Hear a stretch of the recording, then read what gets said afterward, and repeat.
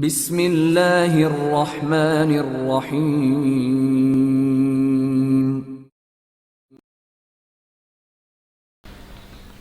ناوا Shingo Imran series, مصنف مظہر کلیم M.A۔ ناوا Shingo گھوڑا دوڑاتا ہوا اپنے اڈے جام شو میں پہنچتے ہی سیدھا اس کمرے کی طرف لپکا جس میں ٹرانسمیٹر موجود تھا۔ اسے جلدی سے ٹرانسمیٹر کا بٹن آن کر دیا۔ اس کے چہرے پر اس وقت شدید جھنجھلاہٹ کے آثار نمایاں تھے۔ وہ مسلسل دانتوں سے ہونٹ کاٹے جا رہا تھا۔ ٹرانسمیٹر کا بٹن دبتے ہی ٹرانسمیٹر میں سے سیٹی کی آواز نکلنے لگی۔ ہیلو ہیلو، ناوا شنگو کالنگ، اوور۔ ناوا شنگو نے تیز لہجے میں کہا۔ Yes, headquarter training, over. چند لمحوں بعد دوسری طرف سے ایک بھاری سی آواز سنائی دی۔ راسکوف سے بات کراؤ فوراً، اوور۔ ناوا شنگو نے حلق کے بل چیختے ہوئے کہا۔ ٹھیک ہے، انتظار کرو، اوور، دوسری طرف سے کہا گیا، اور پھر خاموشی چھا گئی۔ Hello, Raskov attending, over. چند لمحوں بعد ٹرانسمیٹر سے راسکوف کی حیرت بھری آواز سنائی دی۔ سنو، وہ اجنبی لوگ زندہ ہیں۔ میں ان کی گرفت سے بڑی مشکل سے بچ کر جامشو آیا ہوں۔ مجھے یقین ہے کہ وہ میرا پیچھا جامشو تک کریں گے۔ وہ انتہائی خطرناک لوگ ہیں۔ کاش مجھے ان کے متعلق معلوم ہوتا تو میں انہیں ٹوٹے پھوٹے جہاز سے نکلتے ہی گولی مار دیتا، اوور۔ ناوا شنگو نے ہذیانی انداز میں کہا۔ کیا مطلب؟ کیا تم پاگل ہو گئے ہو؟ ان کی لاشیں ہم نے خود چیک کی ہیں، تم کہہ رہے ہو کہ وہ زندہ ہیں؟ راسکوف نے تیز لہجے میں کہا، اور جواب میں ناوا شنگو نے استبل میں جانے سے لے کر واپس فرار ہونے تک کی پوری تفصیل بتا دی۔ اوہ، اگر ایسی بات ہے تو پھر واقعی صورتحال انتہائی خطرناک ہے۔ سنو، تم چونکہ تعلیم یافتہ آدمی ہو، اس لیے تمہیں بتایا جا رہا ہے کہ ان لوگوں کا تعلق پاک ایشیا سیکرٹ سروس سے ہے، اور یہ لوگ ہمارے ہیڈ کوارٹر کو تباہ کرنے کی غرض سے آئے ہیں۔ ہم نے کوشش کی کہ یہ لوگ تمہارے ہاتھوں ختم ہو جائیں تاکہ شرپا قبائل مطمئن رہ سکیں، لیکن تم انہیں قتل کرنے میں مسلسل ناکام رہے ہو۔ اب دو صورتیں ہیں، ایک تو یہ کہ ہم براہ راست ان کے مقابلے میں آ جائیں، ہم ایک لمحے میں ان کا خاتمہ کر دیں گے، لیکن اس صورت میں تمہیں شرپا قبائل کو مطمئن کرنا ہوگا۔ ہم نہیں چاہتے کہ شرپا قبائل میں ان کے متعلق کوئی بات ہو، کیونکہ اس طرح تابات کے اعلیٰ حکام اور پھر ان کے ذریعے شوگران کے اعلیٰ حکام تک ہمارے ہیڈ کوارٹر کی خبر پہنچ سکتی ہے، اور یہ بھی سن لو کہ اگر ایسا ہوا تو پھر یہاں خوفناک تباہی آ جائے گی۔ نہ شرپا قبائل کا ایک بچہ زندہ بچے گا، اور نہ ہی تم، اور نہ ہی یہ جنگل، سب کچھ تباہ ہو جائے گا۔ بولو، کیا تم ایسا کرنے پر تیار ہو، اوور؟ راسکوف نے کہا۔ اوہ، اس قدر خطرناک لوگ ہیں؟ پھر ٹھیک ہے، میں تیار ہوں، اور نہ صرف تیار ہوں بلکہ اب میں خود انہیں ٹریپ بھی کروں گا۔ میں یہاں اس لیے آیا ہوں تاکہ تم یہاں موجود اپنی سفید فام عورتوں کو فوری طور پر واپس بلا لو۔ جامشو کو میں خالی کر رہا ہوں۔ میرے پاس ایسے راستے ہیں جہاں سے میں بآسانی گھوم کر واپس شرپا قبائل میں جا سکتا ہوں، اور وہاں جا کر میں اپنی پوری فورس لے کر ان کے پیچھے آؤں گا، اور پھر دیکھوں گا کہ یہ زندہ کیسے بچ سکتے ہیں، اوور۔ ناوا شنگو نے تیز تیز لہجے میں کہا۔ لیکن تمہارے آدمی تو جنگل میں داخل ہو ہی نہیں سکتے، اوور، راسکوف نے کہا۔ اگر ناوا شنگو حکم دے تو پھر سارے شرپا قبائل بھی جنگل میں داخل ہو سکتے ہیں، اور سنو، میری فورس صرف لکڑی کاٹنے والے جنگل میں داخل نہیں ہو سکتی سوائے میری اجازت کے، لیکن باقی جنگل میں آ جا سکتی ہے، اور میں نے اس کے لیے خصوصی فورس بنائی ہوئی ہے۔ اس فورس میں شرپا لوگ نہیں ہیں بلکہ کھمبا شامل ہیں۔ کھمبا جنگل کے کیڑے کہلاتے ہیں، اس لیے میں نے خفیہ طور پر ان میں سے لوگوں کو چن کر رکھا ہے۔ یہ میرے حکم پر اپنا سر کٹوانا بھی شان سمجھتے ہیں، اوور، ناوا شنگو نے کہا۔ کیا تمہاری کھمبا فورس کے پاس جدید ہتھیار ہیں، اوور؟ راسکوف نے مسرت بھرے لہجے میں پوچھا۔ نہیں، ان کے پاس خنجر اور بھالے ہیں، اور ان خنجروں اور بھالوں سے وہ ہتھیاروں سے زیادہ کام لے لیتے ہیں، اوور، ناوا شنگو نے جواب دیتے ہوئے کہا۔ ٹھیک ہے، پھر ایسا کرو کہ ان چاروں عورتوں کو ساتھ لے کر موت کے جنگل میں تک پہنچ جاؤ، وہاں سے عورتیں ہیڈ کوارٹر آ جائیں گی، اور تم وہیں سے گھوم کر شمال کی طرف ہوتے ہوئے واپس پہنچ جانا۔ ہم اس وقت تک جب تک تم موت کے جنگل کے جس حصے سے گزرتے رہو گے، موت کو وہاں سے ہٹا لیں گے، اوور، راسکوف نے کہا۔ ٹھیک ہے، شکریہ، اوور، ناوا شنگو نے کہا، اور اس کے ساتھ ہی اس نے بٹن بند کیا، اور پھر تیزی سے اس کمرے کی طرف بڑھ گیا جہاں وہ چاروں سفید فام عورتیں موجود تھیں۔ چاروں عورتیں اسے دیکھتے ہی اٹھ کر کھڑی ہو گئیں اور مسکرا کر اس کی طرف بڑھیں۔ سنو، تمہارے باس کا حکم ہے کہ تم فوراً ہیڈ کوارٹر پہنچ جاؤ، کیونکہ چند خطرناک لوگ یہاں حملہ کرنا چاہتے ہیں۔ جب یہ لوگ ختم ہو جائیں گے تو میں تمہیں دوبارہ بلا لوں گا۔ آؤ میرے ساتھ، جلدی کرو، ایسا نہ ہو کہ وہ یہاں پہنچ جائیں، ناوا شنگو نے تیز تیز لہجے میں کہا، اور وہ عورتیں سراسیمہ سی ہو گئیں۔ ناواشنگو ان سے بات کر کے چونکہ فوراً ہی واپس مڑ گیا تھا، اس لیے وہ بھی اس کے پیچھے چلتی ہوئی جامشو اڈے سے باہر آ گئی۔ باہر ناواشنگو کا گھوڑا موجود تھا۔ ناواشنگو گھوڑے پر سوار ہو گیا۔ اس نے ایک عورت کو اپنے سامنے بٹھایا، دوسری کو گھوڑے کی گردن کی جڑ میں بٹھا کر اسے جھک کر گھوڑے کی گردن پکڑ لینے کا حکم دیا اور باقی دو عورتوں کو اپنے پیچھے بٹھا لیا۔ اس کے بعد اس نے گھوڑے کو آگے موت کے جنگل کی طرف دوڑا دیا۔ مضبوط گھوڑا 5 افراد کا وزن اٹھانے کے باوجود خاصی تیز رفتاری سے گھنے جنگل کے اندر دوڑتا ہوا آگے بڑھا چلا جا رہا تھا۔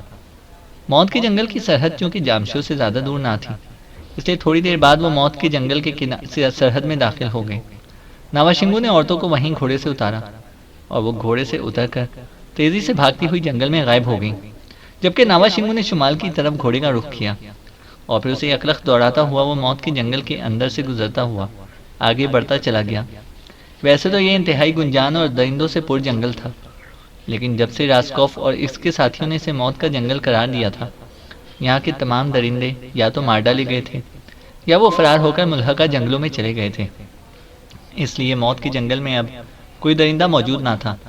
ناواشنگو اطمینان سے گھوڑا دوڑاتا ہوا آگے بڑھتا چلا گیا اور پھر تقریباً آدھے گھنٹے کے مسلسل سفر کرنے کے بعد اسے اپنا رخ بدلا اور موت کے جنگل سے نکل کر عام جنگل میں داخل ہو گیا، جو شرپا قبائل کی سرحد کے قریب تھا۔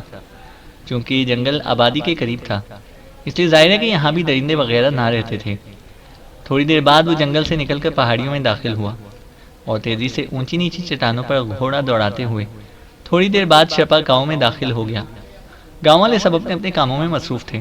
ناواشنگو کو دیکھ کر وہ سب اس کے سامنے جھک جاتے، لیکن ناواشنگو اسی طرح گھوڑے پر اکڑ کر بیٹھا ہوا آگے بڑھتا گیا۔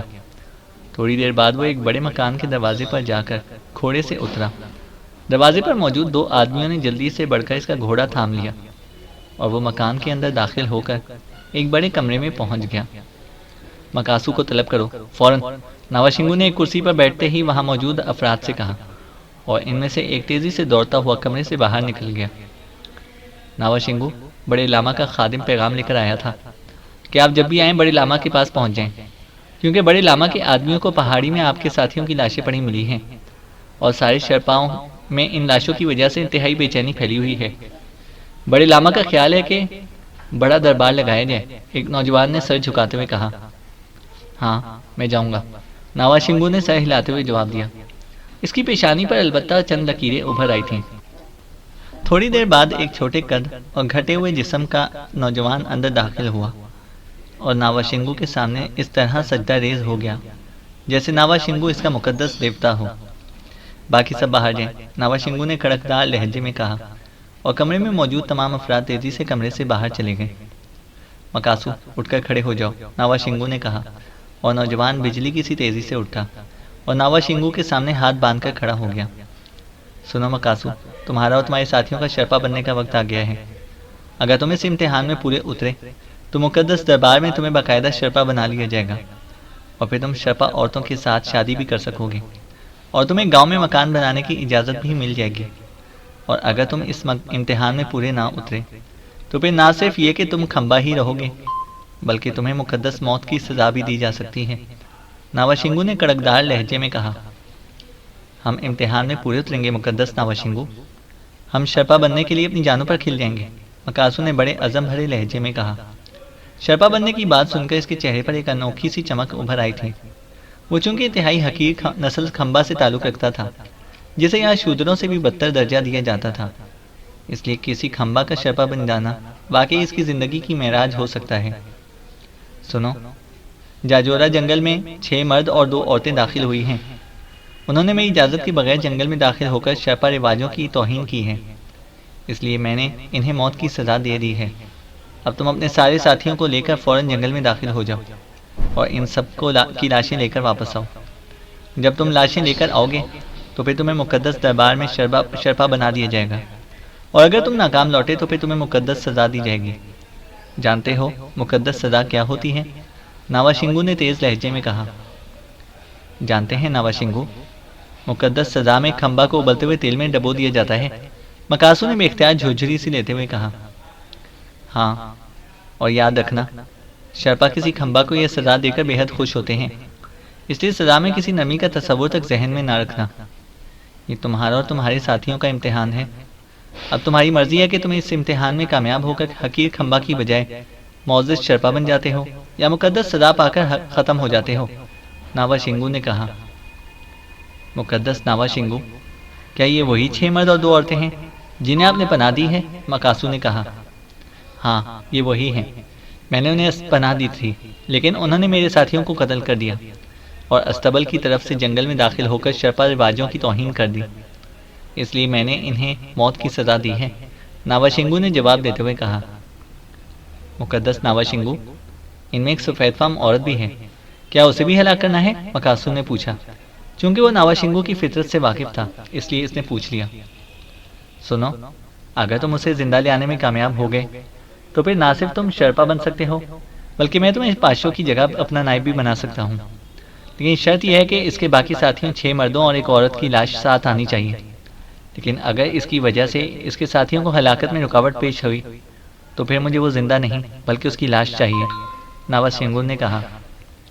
ٹھیک ہے مقدس ناوا شنگو، آپ بے فکر رہیں، سب کچھ آپ کی مرضی کے مطابق ہوگا، مکاسو نے جواب دیا، اور ناوا شنگو نے اسے جانے کا اشارہ کیا، اور مکاسو سلام کر کے تیزی سے مڑا اور بھاگتا ہوا دروازے سے باہر نکل گیا۔ اب ناوا شنگو کے چہرے پر گہرے اطمینان کی جھلکیاں موجود تھیں۔ اسے مکمل یقین تھا کہ مکاسو اور اس کے ساتھی موت کے ہرکارے بن کر ان اجنبیوں پر ٹوٹ پڑیں گے، کیونکہ یہ سارے جنگلوں میں کے کیڑے تھے۔ چونکہ شرپا گاؤں میں ان کو رہنے کی اجازت نہ تھی، اس لیے کھمبا گنجان جنگلوں میں درختوں پر رہتے تھے اور جنگلی زندگی گزارتے تھے، اس لیے جنگل کا ایک ایک درخت اور ایک ایک جھاڑی ان کی دیکھی بھالی تھی۔ صرف انہیں لکڑی کے جنگل میں سوائے خاص دنوں کے جانے کی اجازت تھی، ورنہ دوسرے جنگلوں میں انہیں جانے کی ممانعت نہ تھی، اور شاید اس لیے شرپا کھمبا کو جنگلی کہا کرتے تھے۔ مکاسو کے جانے کے بعد ناوا شنگو اٹھا اور بڑے لاما کے پاس جانے کے دروازے کی طرف بڑھا، کیونکہ وہ جانتا تھا کہ بڑے لاما کو مطمئن کرنا بے حد ضروری ہے، اور وہ اس بڑے لاما کی چونکہ تمام کمزوریاں جانتا تھا، اس لیے اسے یقین تھا کہ وہ اس بڑے لاما کو آسانی سے مطمئن کر لے گا۔ جوزف گھوڑے پر سوار تیزی سے جنگل کے اندر سے گزر رہا تھا۔ اس وقت وہ وہاں اکیلا تھا، کیونکہ اس کے ساتھی اس سے چھپ کر اس کے گرد چل رہے تھے، لیکن جوزف کی تیز ناک ان کی موجودگی کو مسلسل سونگھ رہی تھی، کیونکہ جنگل کے ماحول کا جوزف پر واقعی حیرت انگیز اثر ہوتا تھا، اور اس کے حواس خمسہ عام حالات کی نسبت سینکڑوں گنا زیادہ تیز ہو جاتے تھے۔ وہ گھوڑا دوڑاتا ہوا آگے بڑھا چلا جا رہا تھا، لیکن کہیں کہیں وہ رک کر گھوڑے سے اترتا اور پھر زمین پر لیٹ کر زور زور سے سونگنا شروع کر دیتا، پھر اٹھ کر گھوڑے پر سوار ہوتا اور آگے بڑھ جاتا۔ کافی دور آ جانے کے بعد جب اس نے ایک بار پھر زمین کو سونگا تو وہ بری طرح چونک پڑا۔ اس بار وہ گھوڑے پر سوار ہونے کی بجائے پیدل ہی دائیں طرف کو بڑھتا چلا گیا اور پھر ایک بڑی جھاڑی کے پاس جا کر رک گیا۔ اسے ادھر ادھر کی جھاڑیوں کو غور سے دیکھا۔ دوسرے لمحے وہ اچھل کر کھڑا ہوا اور اس کے منہ سے ایسی کری آواز نکلی اور جنگل میں گونجتی چلی گئی، جیسے کوئی لگڑ پھگڑ انتہائی خطرے کی صورت میں چیختا ہے۔ یہ اس کا مخصوص کوڈ تھا، اور وہی ہوا۔ چند لمحوں بعد ہی ادھر ادھر کے درختوں کے پیچھے سے عمران اور اس کے ساتھی دوڑتے ہوئے اس کے قریب پہنچ گئے۔ کیا وہ مل گیا ہے جوزف؟ عمران نے تیز لہجے میں کہا۔ یس باس، وہ چوہا اس جھاڑی کے نیچے کسی بل میں گھسا ہے، لیکن باس میری ناک بتا رہی ہے کہ وہ بل میں گھسنے کے بعد یہاں سے نکل کر آگے چلا گیا ہے، اور اس کے ساتھ کچھ عورتیں بھی تھیں۔ یہاں تک عورتوں کی بو مجھے نہیں آتی، لیکن اس کے بعد عورتوں کی تیز بو آگے جاتے ہوئے محسوس ہو رہی ہے، جس میں اس چوہے کی بو بھی شامل ہے، جوزف نے بڑے اطمینان بھری لہجے میں کہا، اور عمران سر ہلاتا ہوا آگے بڑھا اور اسے جھاڑیوں کو ہٹا ہٹا کر دیکھنا شروع کر دیا۔ چند لمحوں بعد ہی ایک جھاڑی کو جیسے ہی ہٹانے کی کوشش کی، جھاڑی اس طرح تیزی سے ایک طرف کو ہٹتی چلی گئی جیسے جھاڑی نہ ہو، کوئی دروازہ ہو، اور اب وہاں نیچے جاتی ہوئی پختہ سیڑھیاں صاف دکھائی دے رہی تھیں۔ جوزف، جوانا، جولیا اور مورتی باہر رہیں گی، جبکہ صفدر، کیپٹن شکیل اور تنویر میرے ساتھ اندر جائیں گے، عمران نے مڑ کر کہا، اور پھر ہاتھ میں پکڑی ہوئی وہ مشین گن اٹھائے وہ تیزی سے سیڑھیاں اترتا چلا گیا۔ صفدر، شکیل اور تنویر بھی اس کے پیچھے نیچے اتر آئے، اور تھوڑی دیر بعد انہوں نے اس پورے اڈے کا جائزہ لے ڈالا۔ واقعی ایک چھوٹا سا لیکن انتہائی مضبوط اڈا تھا، جس میں نہ صرف کافی وافر مقدار میں سامان موجود تھا، بلکہ بعض کمروں میں تو انتہائی جدید انداز کا فرنیچر بھی موجود تھا، ایسا فرنیچر جس کا تصور بھی اس دور افتادہ علاقوں کے لوگ نہ کر سکتے تھے۔ اور یہ سارا فرنیچر وغیرہ روح سیاہی تھا۔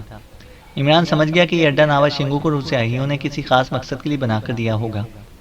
بہرحال اسے ایک کمرے میں ایک جدید قسم کا ٹرانسمیٹر بھی نظر آ گیا۔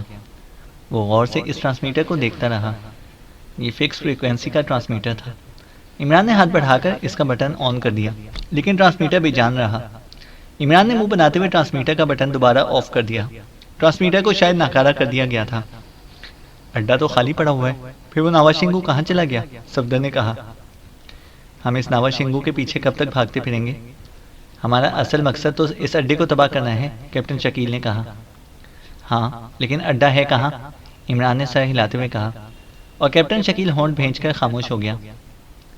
کیا تم آلات ساتھ نہ لا سکتے تھے جس سے ہم آسانی سے اڈا تلاش کر لیتے؟ خواہ مخواہ تو قبائلیوں کے پیچھے نہ بھاگتے پھرتے، تنویر نے جھلائے ہوئے لہجے میں کہا۔ میرا خیال ہے عمران صاحب، اس ناوا شنگو کو بھی شاید اس اڈے کا علم نہ ہوگا، کیونکہ جہاں تک میں نے غور کیا ہے ان لوگوں نے ناوا شنگو کو صرف اس لیے استعمال کیا ہوا ہے تاکہ کسی کو اس اڈے کے بارے میں علم نہ ہو سکے۔ باہر نکلتے ہوئے صفدر نے کہا۔ اس اڈے کو دیکھنے کے بعد میرے ذہن میں بھی یہی خیال پیدا ہوا ہے، لیکن اب دو ہی صورتیں ہیں ہمارے پاس، کہ ہم جنگلوں میں گھوم پھر کر اس اڈے کو تلاش کرتے رہے ہیں، جو کہ بظاہر ناممکن ہے۔ جہاں تک ایسے آلات کا تعلق ہے جس سے اڈا ٹریس کیا جا سکے، تو یہ اڈا روح سیاہی ہے، اور خفیہ اڈا بناتے وقت سب سے پہلے ایسے ہی آلات کا توڑ کیا جاتا ہے۔ اگر صرف کافرستانی یہ اڈا بناتے تو یقیناً جدید ترین آلات تک ان کی رسائی نہ ہو سکتی، لیکن روح سیاہیوں کے لیے جدید ترین آلات کی فٹنگ کوئی مشکل بات نہیں ہے۔ اس لیے میں ناوا شنگو کے ذریعے اس اڈے تک پہنچنا چاہتا تھا، لیکن اس اڈے کو دیکھنے کے بعد میں سمجھ گیا ہوں کہ ان لوگوں نے یہ اڈا ناوا شنگو کو عیاشی کی خاطر بنا کر دیا ہوا ہے تاکہ وہ قابو میں رہے، کیونکہ پاشو نے پہلے ہمیں بتایا تھا کہ 4 سفید فام عورتیں اچانک یہاں پہنچ گئی تھیں اور پھر غائب ہو گئیں۔ عمران نے بڑے سنجیدہ انداز میں کہا، اور باقی ساتھیوں نے سر ہلا دیا۔ وہ اب اڈے سے باہر آ چکے تھے۔ جوزف وہاں موجود نہ تھا۔ جوزف کہیں؟ عمران نے چونک کر پوچھا۔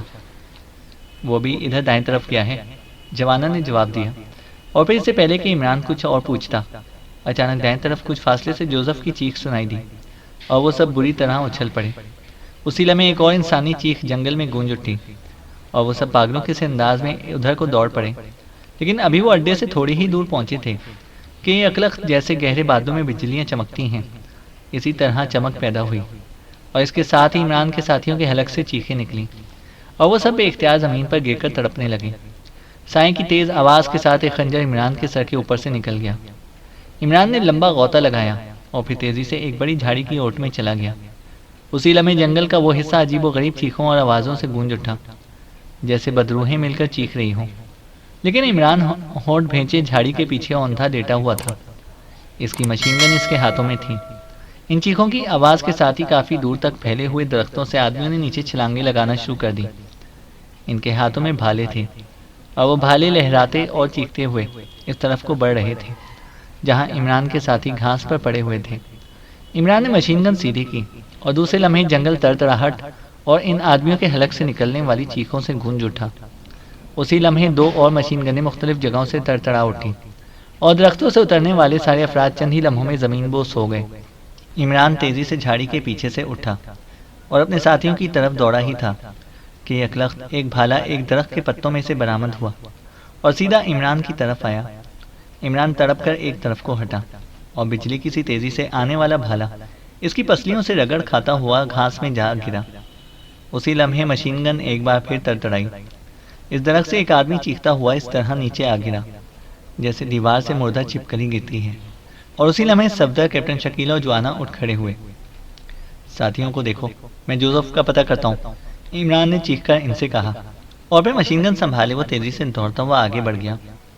تھوڑی ہی دور آگے جانے کے بعد اسے جوزف نظر آ گیا، جو کہ ایک جھاڑی کے قریب پڑا ہوا تھا۔ اس کے پہلو میں سے خون کے فوارے کی طرح نکل رہا تھا، اور اس کے ساتھ ہی ایک قبائلی نوجوان پڑا ہوا تھا۔ اس کی گردن پر جوزف کے دونوں ہاتھ جمے ہوئے تھے، وہ دونوں ہی ساکت پڑے ہوئے تھے۔ عمران دوڑتا ہوا جوزف کی طرف بڑھا۔ عمران نے خنجر تیزی سے کھینچا، اور پھر اس نے جلدی سے ایک جھاڑی کے چھوٹے چھوٹے پتے توڑے اور جوزف کے زخم میں انہیں بھرنا شروع کر دیا۔ ان پتوں کے بھرنے سے تیزی سے نکلتا ہوا خون رک گیا۔ عمران نے جوزف کے ہاتھ اس نوجوان کی گردن سے علیحدہ کیے، اور جوزف کو پشت کے بل کر کے اسے دونوں ہاتھوں سے جوزف کے دل والی جگہ پر مخصوص انداز میں مالش شروع کر دی، کیونکہ اسے جوزف کے جسم پر پھیلتی ہوئی نلاہٹ کے ساتھ ساتھ اس کے جسم سے نکلنے والے خنجر کی نوک پر موجود زہر کے مخصوص نشانات دیکھ لیے تھے۔ خنجر دیکھتے ہی وہ سمجھ گیا تھا کہ یہ زہر آلود ہے، اس لیے اگر جوزف کا ناک اور منہ بند کر دیا جاتا تو ہوش میں آنے سے پہلے خون تک پہنچ جانے والا زہر زیادہ تیزی سے گردش کرنے لگ جاتا اور جوزف ہوش میں آنے سے پہلے ہی ہلاک ہو جاتا۔ اس لیے اس نے فوری طور پر ہوش میں لے آنے اور زہر کو زیادہ رفتار سے خون میں شامل ہونے سے روکنے کے لیے اس کے دل کی مالش شروع کر دی تھی۔ نتیجہ چند ہی لمحوں میں برآمد ہو گیا۔ جوزف نے کراتے ہوئے آنکھیں کھول دیں اور اس کے ساتھ ہی اس کی مٹھیاں بے اختیار بھینچ گئیں۔ جوزف، یہ خنجر زہر آلود ہے اور میرے خیال میں اس پر آشانی بوٹی کا زہر لگا ہوا ہے، اور یہ زہر صرف پسینے کے راستے ہی نکل سکتا ہے، اس لیے اٹھ کر خوب دوڑو یا پھر ڈنڈ نکالو، جلدی کرو، عمران نے اسے بازو سے پکڑ کر اٹھاتے ہوئے کہا، اور جوزف سر ہلاتا ہوا اٹھ کھڑا ہوا اور پھر اسے کراہتے ہوئے آہستہ آہستہ دوڑنا شروع کر دیا۔ گہرے زخم کی وجہ سے وہ زیادہ تیز نہ دوڑ سکتا تھا، لیکن ابھی اسے چند ہی قدم اٹھائے ہوں گے کہ وہ یکلخت لہرا کر ایک دھماکے سے زمین پر گرا اور بے حس و حرکت ہو گیا۔ عمران کے ہونٹ بھینچ گئے۔ جوزف کی حالت انتہائی خطرناک ہو گئی تھی۔ عمران دوڑتا ہوا اپنے ساتھیوں کی طرف بڑھا، لیکن وہاں اس کے ساتھیوں میں سے صرف جوانا موجود تھا۔ کہاں ہیں سب؟ عمران نے چیخ کر پوچھا۔ وہ زخمیوں کو لے کر ادھر چشمے کی طرف گئے ہیں، ان کا خون ہی نہ رک رہا تھا۔ کیپٹن شکیل نے چشمہ ڈھونڈ لیا ہے۔ جوزف کی کیا پوزیشن ہے؟ جوانا نے پوچھا۔ اس کو مارا جانے والا خنجر زہر آلود تھا۔ جلدی کرو، آ کر جوزف کو اٹھاؤ اور چشمے پر لے کر چلو۔ ادھر آؤ، عمران نے تیز لہجے میں کہا اور جوانا اس کے پیچھے بھاگ پڑا۔ چینل کو سبسکرائب کریں اور بیل آئیکن کو پریس کریں تاکہ ہماری ہر اپڈیٹ آپ کو بر وقت مل سکے۔